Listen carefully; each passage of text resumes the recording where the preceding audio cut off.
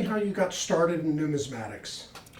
Yeah, it was back in my senior year of high school uh, when a family member was part owner in a coin shop, which was in a flea market type environment. And I was looking for work, and he offered me a part-time position, and that's kind of where it all started. And how did your education tie into your coin business? How is it that you went into coins as a profession?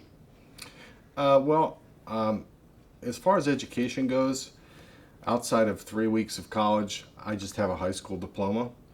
So I wouldn't say that my education really played into it at all. To be honest with you, back at that time, this was a way to pay the bills. And I did have a personal interest in stamps because my father worked at the main post office at 30th Street in Philadelphia. And so, I did have a little bit of collector in me in that sense. And back then, it was very common that a coin store was also a stamp store. So no matter where you went, it was coin and stamp or stamp and coin. So the idea of working in a business where they sold stamps was appealing to me. What was it about coins that was so interesting and fascinating to you? Well, the coins end of it piqued my interest after a few months on the job because I noticed that the majority of the business was being done on the coin side.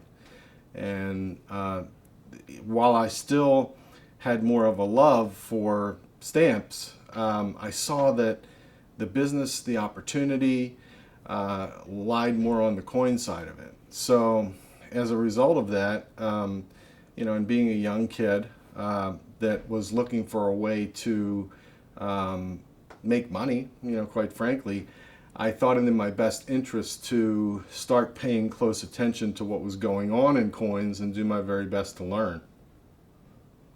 And who were some of the people that most influenced you in your coin upbringing?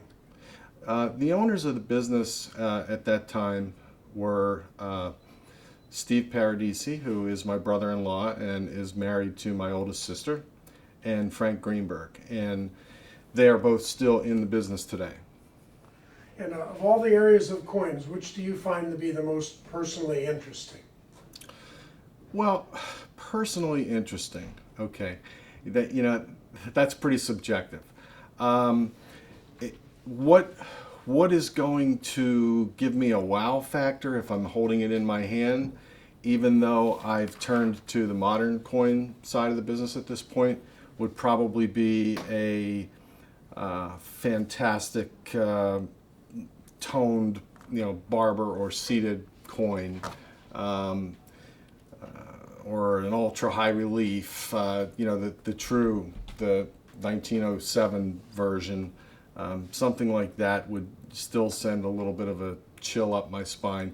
There are some modern coins, of course, which are gorgeous, and I kind of get that same thrill. But I haven't lost my appreciation for the vintage coins, and in terms of a thrill, those still give me, I would say, more of a thrill to actually hold in my hand. And not too long in the past, you launched out on your own business to create your own company. What was it like to create your own company, and what does it feel like now to run a major coin business? Right. Well, it's actually, there was really nothing new about it to me because I first started my own business in 1983.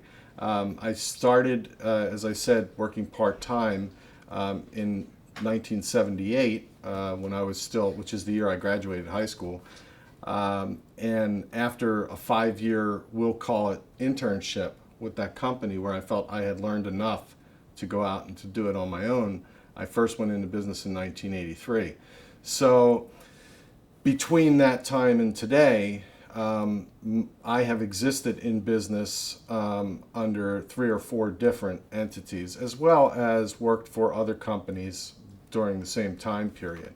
This particular business, Modern Coin Mart, our online business, was started in 2004, right after I left NGC. And what is your long term? What do you hope to achieve with Modern Coin Mart?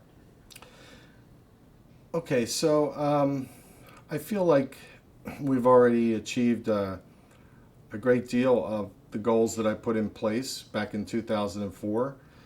But going forward, I would just like to see continued growth and to continue to stay ahead of the curve, and to innovate and to continue to offer the products that people want the most, at competitive prices, and to do this in a way that the customer is behooved to remain our customer, which is to provide them with excellent service and competitive pricing, and as I said, to try and stay on the cutting edge.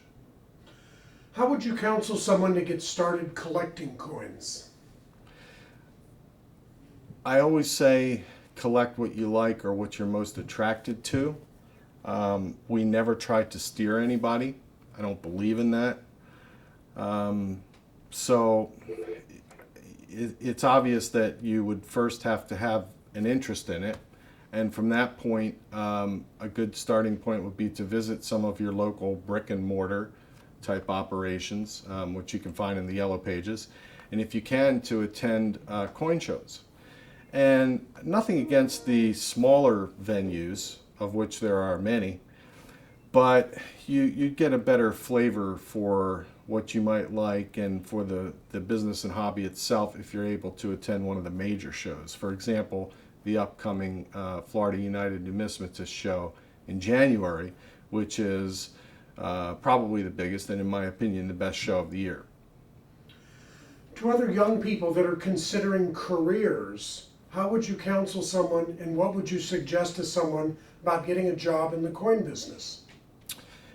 You know, above and beyond anything else, I think it requires an incredible amount of enthusiasm, and a willingness to work to whatever extent is necessary.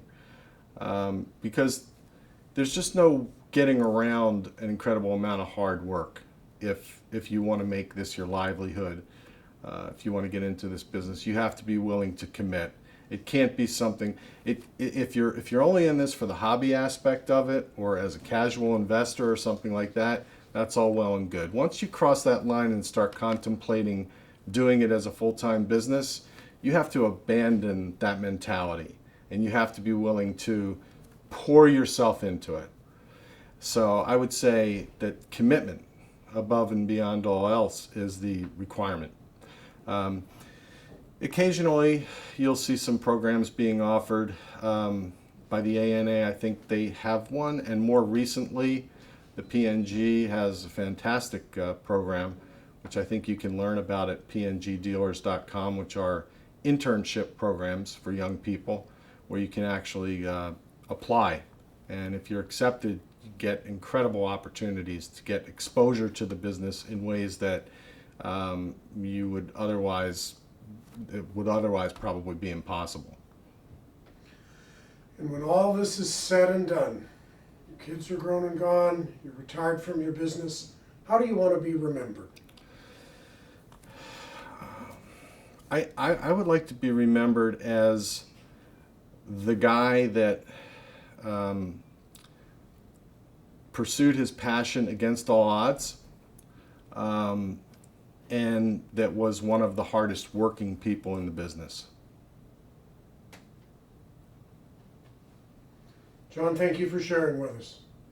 You're welcome. Pleasure.